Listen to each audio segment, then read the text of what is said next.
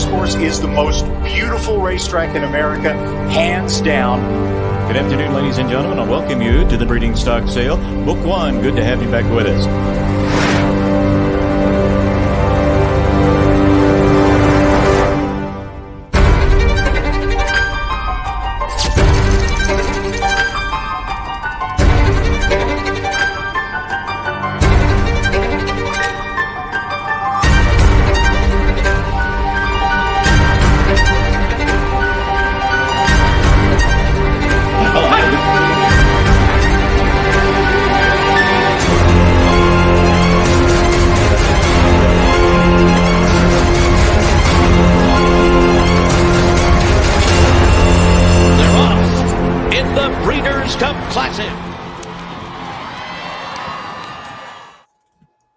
And welcome in, everybody. It's the Keeneland Look Ahead. I'm Jeremy Plonk from Horse Player Now. Day 2 of the meet, maybe the biggest in all of the calendar at Keeneland, where it is Toyota Bluegrass Day, set for a big day tomorrow. We'll give you all the particulars on the card. We'll give you some strategies, how to attack it, and we'll give you some look at the trainers and what they're thinking about going into it with some Tom Leach interviews a little bit later on in the program. We want to look back at what happened today on opening day as we look back to look ahead. And what a performance it was in the Central Bank Ashland. If you haven't seen it, you're in for a treat. If you have, you're going to enjoy it again. Here comes Nest. Nest, Interstate Daydream, going at it for the lead as they come toward the final furlong. Awake at Midnight is in third. Nest is the leader. Nest has the lead by 4 lengths clear in the Central Bank Ashland Stakes. The battle is all for second. Cocktail Moments is running after Interstate Daydream for the runner-up spot, but Nest much the best here with Irad Ortiz Jr. aboard. The opening day belonged to Irad Ortiz. He won 3 races on the card. That was his second of a final hat trick. In the final 3 races on the program, he added the nightcap and a turf sprint for good measure. 3 wins for Irad Ortiz, 2 for Flavian Pratt as he makes Keeneland his home full-time for the first time. So those top 2 jocks from Florida and California converge in Kentucky and win 5 of the races on the opening day card out of the 10 offered. Great jockeys in this colony. It is going to be difficult to get victories amongst this group of current and future Hall of Famers. Fairgrounds did very well with its runners. 3 winners on the opening day program came from New Orleans in their most recent start, so good performance there. In all, 7 different venues produced winners on the opening day program at Keeneland. Now, their pick 6 was hit, so there's no carryover coming into the Saturday program. 1 pick 6 ticket hit for $62,000 plus, so a big return there. In the turf pick 3, a little bit chalky. We had 2 of the 3 races go to favorites, $256.20 back on the $3 bet. So the Keeneland Turf pick 3, still a good value bet, no question about it. But at that $1,400 average we got spoiled with in the fall meet, $256 seems light. But we're going to get a bigger payoff for sure in the coming days. Maybe it comes on Toyota Bluegrass Day. Let's get the particulars of Bluegrass Day across the bottom of the screen as we get set. Snow in the forecast, some showers perhaps. We'll see what Mother Nature has in store for us. We're going to handicap it like things stay on the turf at this point. Of course, check out Keeneland's social media channels and Keeneland.com tomorrow morning for sure. And as we get closer to post time, 12:30 for Bluegrass Day for any sort of updates.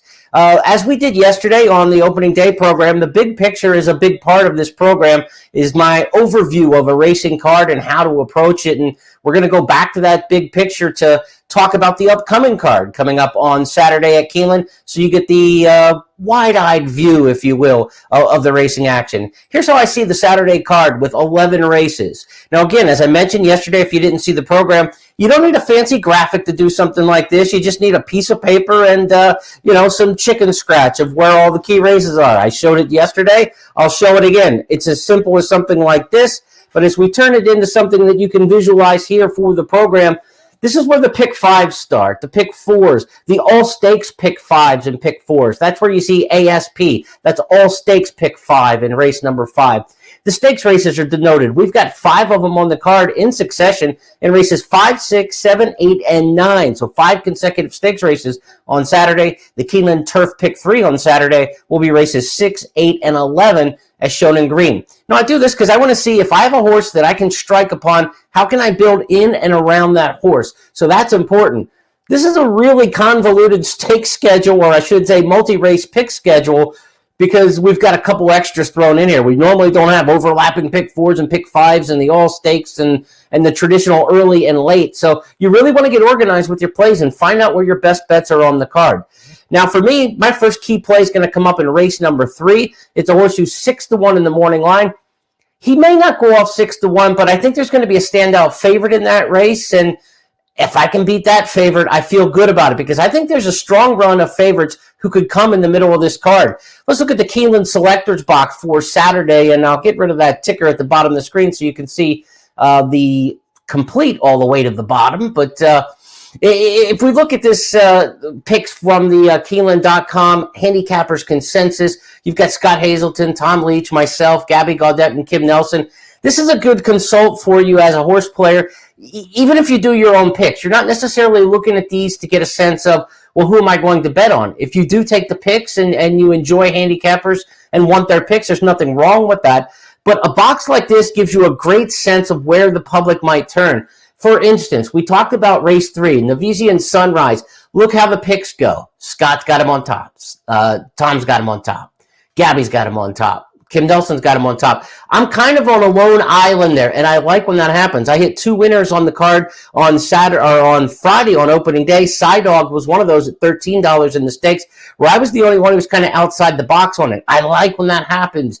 Now, if I see the situation where there's 4 or 5 horses or 4 or 5 handicappers all picking the same horse, like say in race number 5, where Nashville's the pick by everybody, you know those kind of horses are going to be very solidly favored by the public. When 5 handicappers all come up with the same horse, generally speaking, you know these horses are going to end up being the favorites. So you look at the day and you say, look, race 3, I can get outside the public a little bit with long pants required. So for me, that becomes one of those key play situations where you want to try to get in on that. That's the kind of horse you want to get to. So that's where my first key play of the day is going to come up in race number 3. And yesterday's race 3 was an early on the card. Vidal got us a nice $19 winner. So we cashed $32 worth of winners in 10 races, going 2 for 10.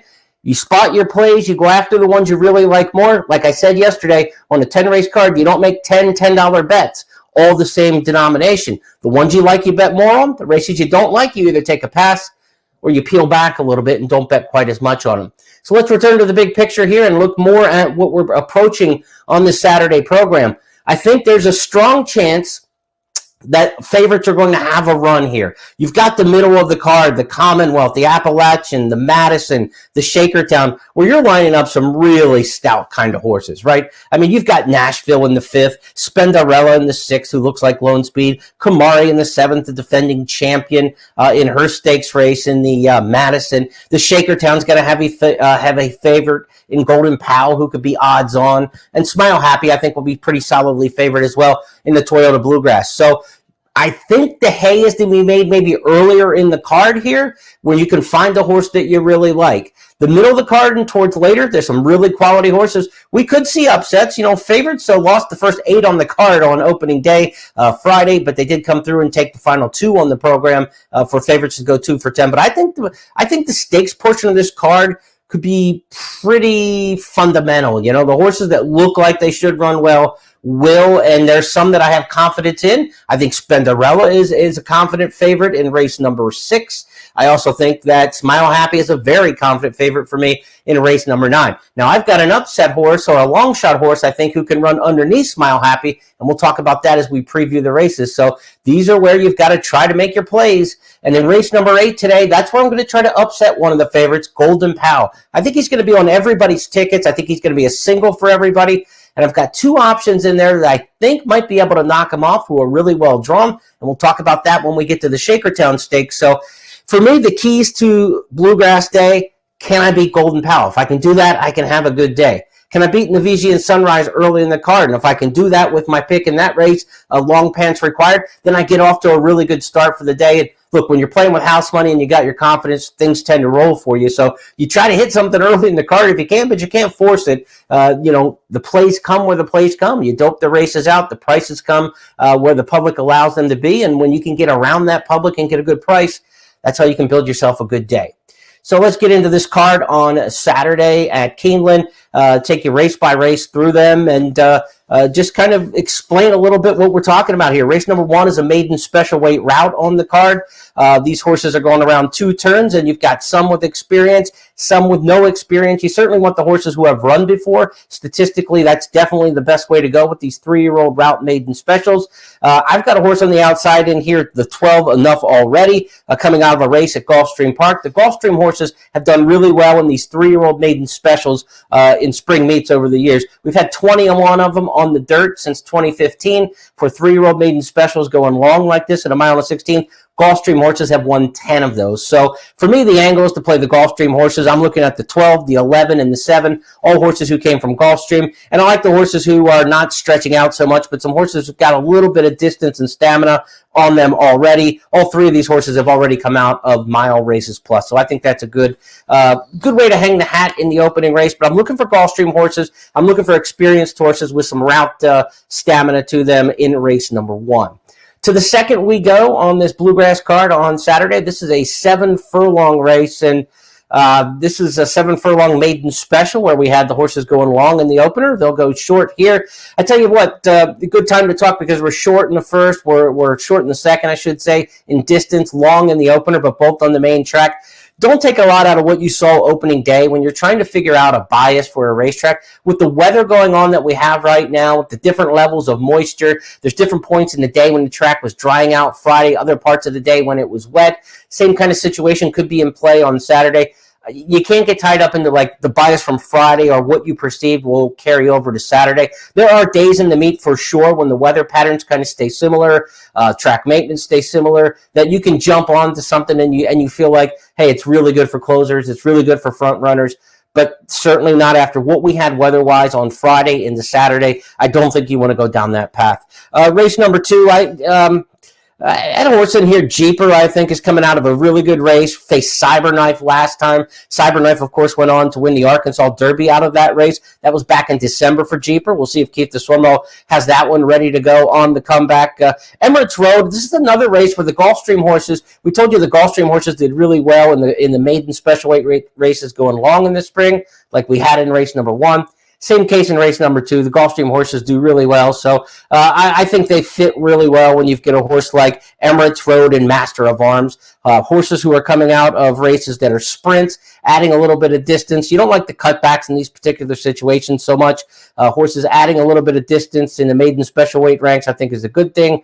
And coming out of Gulfstream. So the 5 and the 1 for me are kind of the way I'm handicapping the second. We'll go through these early races on the card on the quick side because there's a lot to get to with the stakes races. Third on the program, we talked about this on the Friday card. Third is a Turf Mile Allowance race. These races are almost 50% won historically by horses making their first start of the year. We talked about that last night. But the brief recap, I mean, it's not a long endurance race at a mile. And because we're looking at a mile race, you're not going to get like sprint breakneck kind of pace. So they're not that taxing on horses. They go at a modest pace, and they're not that far distance. They just quicken like the last quarter of a mile, these turf miles. So horses coming off long layoffs can be certainly fit, sharp, and ready to go. We had a near miss. We had a real nice shot at an 8-1 on opening day. That was Rochambeau in race number 5, and we also thought Supply Chain and Red Hornet were the horses in there. Red Hornet was the other one coming off of the long layoff. They ran 2-3 in a photo finish where 3 horses all were about a length and a half apart. So the angle almost came through for us with the exacta on opening day. Look for layoff horses in race number 3. That's the bottom line. Horses who have not raced this year. Long Pants Required is one of those. And Navigian Sunrise, the favorite for Chad Brown, also coming off the layoff. So to me, the 2 principal players in here. But if we can beat Navigian Sunrise with Long Pants Required, Irad Ortiz takes the call here on Long Pants Required, not riding for Chad Brown. Flavian Pratt goes to the brown horse, so the 2 guys who won 5 of the 10 races on opening day are kind of splitting here, and really I think we'll have the dominance of race number 3. But if Long Pants Required can upset Navigian Sunrise, I think we'll get a nice price to do so. Price might be a little bit shorter now after people saw Irad win 3, obviously. Irad Ortiz gets bet often anyway, but when he wins 3 opening day of the meet and comes back, he's 6-1 in the morning line. Maybe we don't get the 6-1 on Long Pants Required, but still, if we can get a fair price somewhere around around $9, $10, $11, 7-2, 4-1, 9-2, somewhere in that area. I think that would be plenty good. Let's try to get a little bit more information up on the screen for you here on some of the things you can look forward to in terms of the schedule and what's going on at Keeneland. Let's get the meat at the glance up there for you as we turn the page to race number 4 on the card. Race number 4 is an allowance race going a mile and a 16th, and this is a good group in here. You've got a horse like Naval Aviator coming off of good races for Brad Cox. Cox won 1 on the card on Friday. He had a 1-2 finish in that race at a mile and a 16th. We talked about this yesterday, tweeted it out as well. Brad Cox's horses win 36% in mile and 16th races at Keeneland over the years. The mile and the 16th race he was entered in on Friday, he ran first and second. We had the order reversed, but certainly you could add the Brad Cox exacta box on the program Friday, simply playing that angle alone. Todd Pletcher's got a pair in here, Ironworks and McAllen, and these horses have both come up from Florida. McAllen from Tampa, Ironworks from Gulfstream. I think Ironworks is the stronger of the two. He faced In Due Time last time out. In Due Time would go on to run second in the Fountain of Youth Stakes. So I think Ironworks comes out of a better race than McAllen. I think he's the stronger of those horses. So Ironworks gets the lean here, but Naval Aviator's got to be respected when you've got these Brad Cox horses winning just an absurd rate at a mile and a 16th. And Naval Aviator, you got to watch. And Brad Cox ran 1-2 yesterday. He could run 1-2 in this race again because he's got Gunfighter in here as well on the outside in post number 12. Tougher post from out there in the 12 hole, but certainly a capable horse. A lot of the good horses in this race are drawn wide, the 10, 11, and 12. All horses with a shot, the 9 as well. So see how the track maybe plays in the first couple races as we stay all on the dirt. Mile and a 16th in race number 4. Fifth race on the card is going to be our first stakes race, and the first stakes race on this Saturday Bluegrass Day will be the, what do we got up first? We've got the Commonwealth, the first of our stakes races, a sprint race, and field for the Commonwealth Stakes. There you go, a field of 11 in this one. Commonwealth at 7 furlongs, and a good group in here, but a superstar in the track record holder here at Keeneland. Nashville went 107-4 when he was just absolutely on his game in the fall meet a little while back. He got back on his game last time, and he looks like the Nashville of old. Just the way his career started back in 2020, you thought this was going to be the next great sprinter. In fact, most people said when he won the Perryville on the Breeders' Cup week card, they thought he could have won the Breeders' Cup Juvenile that year, and arguably he could have, as well as he ran in that track record time, 107-4 track record that still stands. So the Commonwealth Stakes, it is going to be tough, I think, to take down Nashville. He is a favorite I will not be trying to beat on the card. I do think the 10 Prevalence is a horse that you want to keep an eye on. Prevalence got out of the blocks almost as good as Nashville in terms of like hype and just catching your eye. His first 2 races were just fantastic at Gulfstream when he debuted. Then he kind of hit the skids, and like Nashville, he circled back last time with a massive win last time. So Nashville and Prevalence, they have almost the same resume, the same storyline. I think Nashville's been a bit more brilliant, and the best game for Nashville is better than the best game for Prevalence. But if Nashville isn't back, or he's still enigmatic and bounces off his good race last time,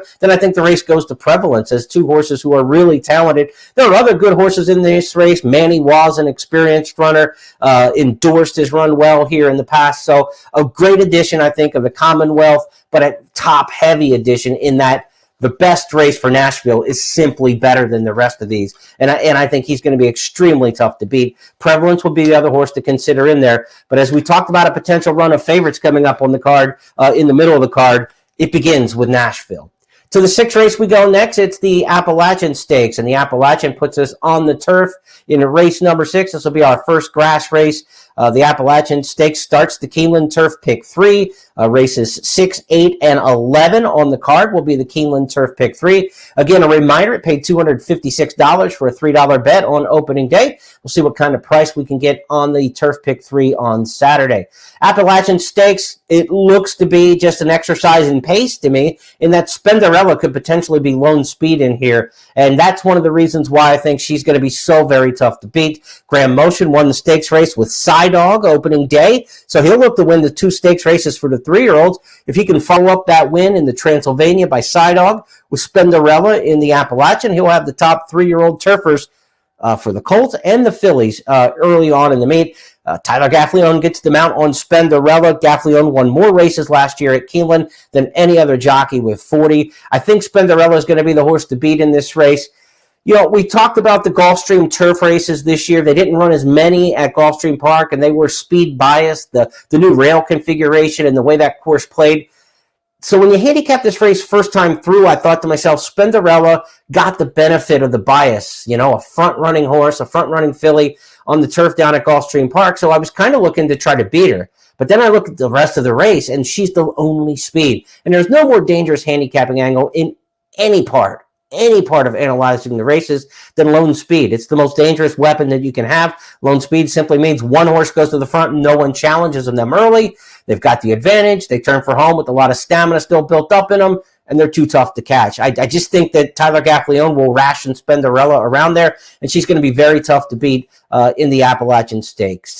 This is a race where favorites have done well. They've won 7 of the last 15 editions of this race, and horses pretty forwardly placed have done well. 14 of the 15 winners of this race over the last 15 years have been within 4 lengths of the lead after the opening half. Not a race for big closers, and the race shape of this says not going to happen either. So Spenderella to me is another one where we're back-to-back races now. Nashville, Spenderella. You can kind of see a theme here in the middle of the card where you've got a couple horses that are going to be very, very difficult to beat. Now, if you can beat them and get outside the public, the chance of your payoffs go. And, you know, as we take a look back to the big picture here, you know, we're talking race number 5 where the All-Stakes Pick 5 starts. Race number 6 starts in All-Stakes Pick 4. If we're going favorite in the 5th and the 6th, how can you build around them? You know, what kind of sequences can you get? Where can you develop some prices?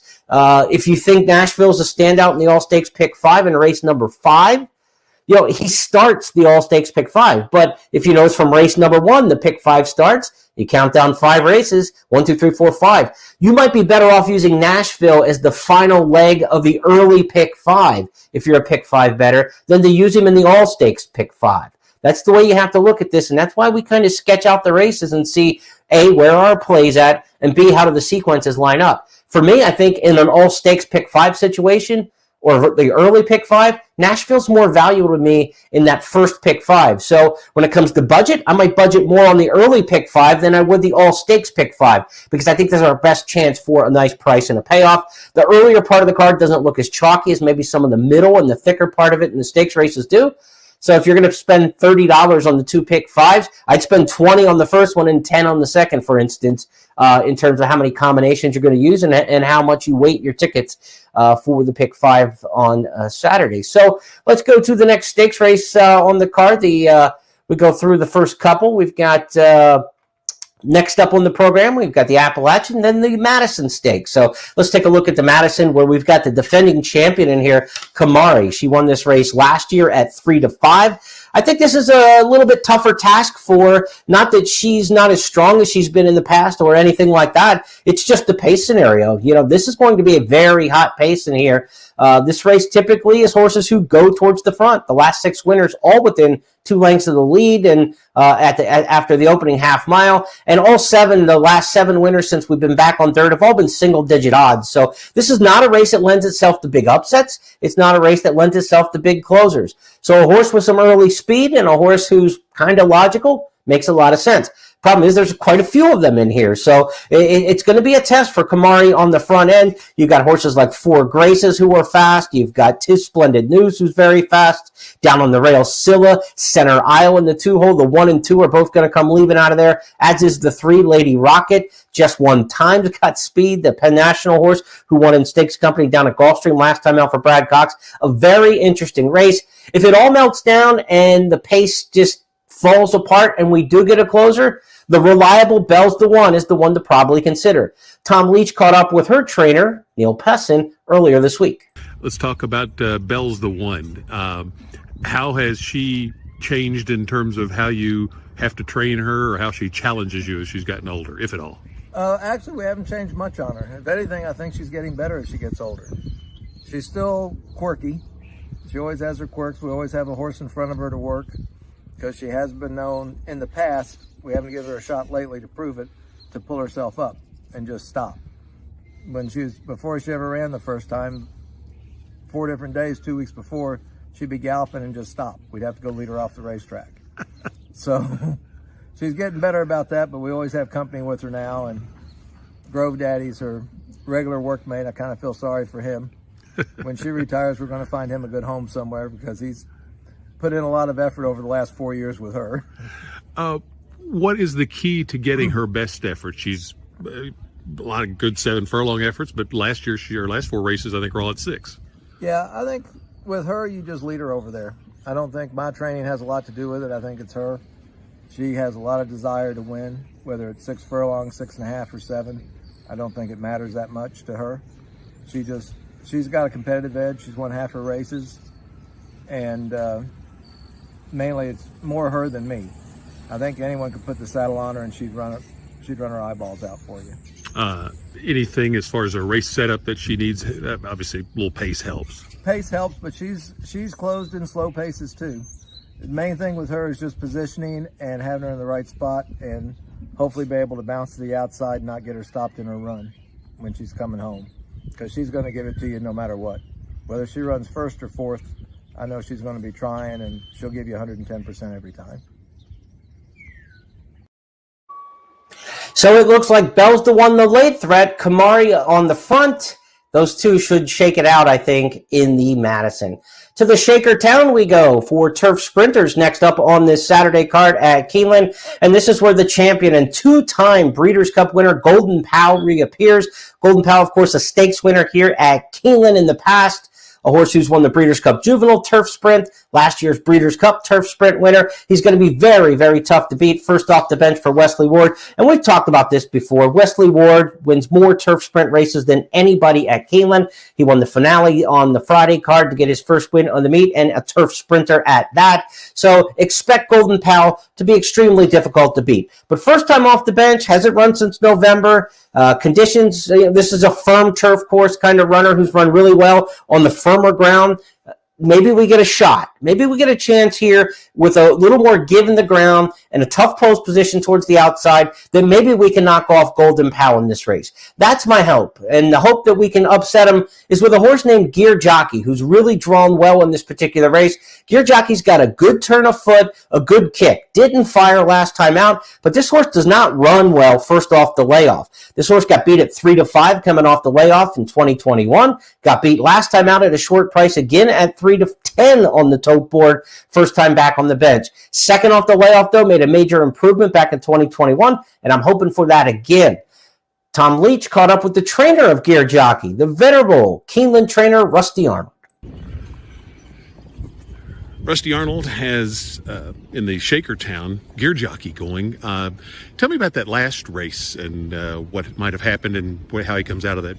We don't have a big excuse. It was a very disappointing race. I don't think he liked the real hard course there. He's not a true 5/8 horse.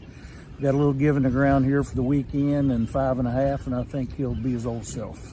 He likes a little He give. does, and he likes a little more distance in the 5/8. So, tough race. Wesley's horse is, freakishly fast, but I think we're bringing a little bit better horse over than we did in Florida. You kind of found his niche there last summer up at Saratoga, right? Yeah, we weren't getting him to finish off his route races, and we backed him up and sprinted him, and he's a little in-between horse. He probably wants 6.5, 7, something like that. Not a true 5/8 horse. They're hard to find, but he's fun. Yeah, there's that race up at, I think on Belmont Day that's like 6. There's a good one at Belmont, and there's a really good one at Kentucky Downs. So we've got that going. Hearing Rusty, I'm not as confident as I was on paper. Sometimes you got to read the tea leaves with trainers. He didn't sound overly confident that 5.5 was going to be the right trip in the Shaker Town. The other horse that I like in this race, and as we go back to my big picture, is I've got a couple horses that I think could beat the upset, the Superstar Chalk. Barraza is the other one. Barraza comes in from Southern California for trainer Vladimir Serin. Well drawn. We got the 3 and the 5 holes with Gear Jockey and Barraza. So I'm going to try with those two in race number 8 to try to upset the big favorite. And I don't know if we can do it, but Golden Pal is going to be the one. If we could take Golden Pal down, that opens up Pandora's box for the pick 3s, the pick 4s, the pick 5s, all those stakes pick 4s and pick 5s. A lot of options if we can beat one of these big favorites. The one I'm going to try to do it with is Golden Pal. I just can't have the heart to run through an entire card of favorites. It's just not in my DNA. So we will try to knock off as we take a look in the selection box with Gear Jockey and Barraza. Golden Pal, the obviously logical winner there. As you look at the race 8 selections across the board from the Keeneland Public Handicappers, everybody else on Golden Pal, I've got Gear Jockey. These are the kind of situations I like. Race number 3 the same way with long pants required. All the other public handicappers are on Nevisian Sunrise in that race. So if I can get outside the public, as the late great handicapper Randy Gallo once told me in an interview, one of the best tournament players in all the game, get outside the public. That was his phrase, and I adopted it, and I think it's a smart move. Kind of do what the public's not doing, and that's how you get paid pari-mutually. So think outside the box, another way of looking at it. We go next to the Toyota Bluegrass, the main event on this Saturday card, April 9th at 5:10 post time. This one's going to line up on the NBC Sports broadcast from 4:30 to 6. The Wood Memorial kicks things off from New York. Then the Bluegrass will be live on NBC Sports, and then the Santa Anita Derby. So as many as I think maybe 7, 8 horses running on Saturday could earn their way to the Kentucky Derby. And in the Toyota Bluegrass, we've got 2 horses who absolutely were phenomenal here last year. Both Kenny McPeak trainees. Let's take a look back-to-back style here. Rattle and Roll, first up, the winner of last year's Grade 1 Breeders' Futurity. The leaders Rattle and Roll is moving wide off the turn. Rattle and Roll, top of the short stretch to challenge Classic Causeway. Stellar Tap third. Double Thunder is fourth and still 5 lengths from the lead. Rattle and Roll into the final furlong of the Claiborne Breeders' Futurity. Rattle and Roll, the advantage out to 3 lengths now. Double Thunder, Classic Causeway, then American Sanctuary. No catching. Rattle and Roll, Brian Hernandez Jr. to win it by 5 lengths on the line. Double Thunder was up for second. Classic Causeway third. But as impressive as Rattle and Roll was in the Grade 1 Breeders' Futurity, his stablemate, a debut runner named Smile Happy, was even more impressive. How impressive? He's the best 2-year-old I've seen at Keeneland in the fall meet. In all the years I've been doing this, 14 years covering every race for Keeneland, nobody looked better than him this day as a 2-year-old debuting going long. Lead as they come toward the 8th pole. Smile Happy. Breathtaking move around the far turn. Nifty maneuver between horses through traffic. Swung wide, kicked on, and Smile Happy the winner for Brian Hernandez Jr. I think they're all running for second in the Toyota Bluegrass. In fact, I think Smile Happy, with a big performance here, will contend for favoritism in the Kentucky Derby. If he delivers as much as I think he can on Saturday, he will go back in a rematch with Epicenter, who knocked him off in the big race down at Fairgrounds, the Risen Star, the lead into the Louisiana Derby. Epicenter had an advantage. He had been running all meet. He ran in the Gun Runner. He ran in the LeCompte. He was running out of his home stall. Smile Happy was coming off the layoff, had a tough trip, and he had to travel down to New Orleans to take on Epicenter. They meet in Kentucky in the middle in the Kentucky Derby, and I think in the rematch, Smile Happy may have the edge on Epicenter. These are the 2 horses maybe could be vying for favoritism if they get a chance against each other once again. But to get there, he's going to have to run a big race. Smile Happy's going to have to rebound from that second-place finish in the Risen Star, and he's going to have to run a great race on Saturday in the Bluegrass. And there's plenty of competition in the Toyota Bluegrass Stakes. As we go down through this lineup, Zandon, a horse who was third in the Risen Star, just behind Smile Happy. He's going to be one you're going to have to keep your eye on. Emmanuel and Grantham are 2 very interesting horses, 6 and 12 in here. They're the controlling speed. Emmanuel for trainer Todd Pletcher, who we just saw Nest run off the screen in the Ashland. Look, when barns go good, they go good together. When they go bad, a lot of times they go bad together. Emmanuel's performance tomorrow probably gets inflated a little bit by what we saw so impressively today from Ness. So I would move Emmanuel up in my judgment. I think he's going to the lead under Luis Saez. Grantham on the outside is a horse who's better than people think. He outruns his odds almost every time. And I think he's going to be first or second going into the backstretch here. He's going to be sent from the outside. Grantham's going to have to be used by Tyler Gaffalione. Again, nobody's won more races at Keeneland last year, the 40 than Tyler Gaffalione had. The second most was 30 for Luis Saez. They are on the 2 controlling speed horses. The 2 best riders at Keeneland in 2021 have the 2 controlling speed horses in this race, Emmanuel and Grantham. Grantham is the price horse I talked about when I talked about my big picture, when I said I've got a confident pick in race number 9, and a price player underneath, that price player is Grantham. I'm going to be working Grantham under Smile Happy, second and third. So exacta, Smile Happy over Grantham. And then how do I maximize that opinion? If Grantham runs third, I want to hit the try. So I'm going to go Smile Happy over all over Grantham. And when you use an all in the middle, if your budget allows it and you budget yourself properly, you'll have some money left over on non-wasted combinations. I think you want to get a couple extra plays with some of the main contenders so that if you hit that trifecta, you may only hit it once with the long shots, but with the logical horses potentially running second in there, you'll want to have it multiple times. So the kind of horses that you want to have multiple times, I think on that trifecta ticket, not the Commonwealth, we're talking about the Bluegrass Stakes, bring up the Bluegrass again. I think you want to use Zandon multiple times, Emmanuel multiple times, Rattle and Roll, and those would be the main ones. So Smile Happy at the 10, over the 4, the 6, the 9, and maybe the 7 too, are the 8 as well, Ethereal Road.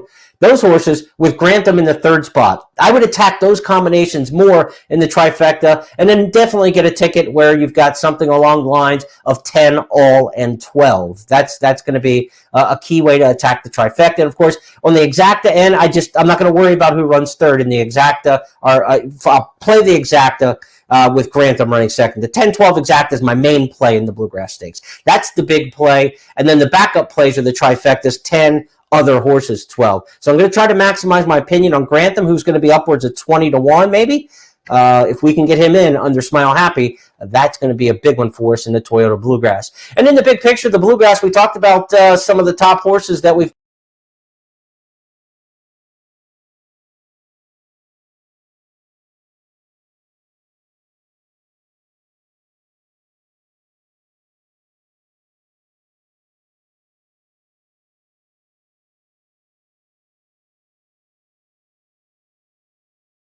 they can run well. I think it's a situation where both of those go to the Kentucky Derby, Smile Happy, Zandon as top contenders for Louisville. They both ran really good races down at Fairgrounds and the Risen Star when they were on the road.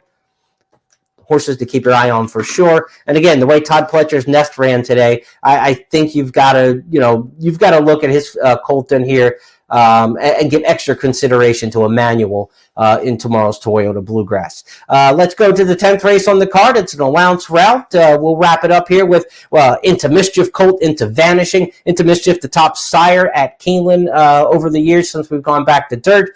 His horses really do well in the one-turn races, but do good in the two-turn races as well. I think Into Vanishing is just too strong for these in race number 10. You'll see a very good running line where she ran second last time down at Gulfstream.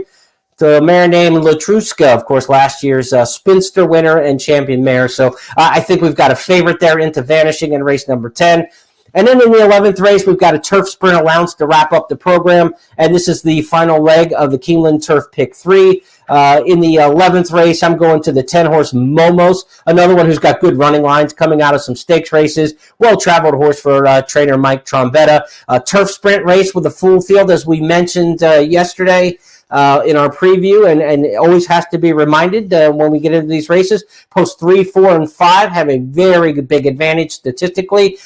So look at Creative Credit, the 4, Infinitive, and the 5, Joyful Heart. Or the 4 is Infinite, and Infinite trained by Wesley Ward. We know his dominance with the turf sprinters. We've talked about that a lot.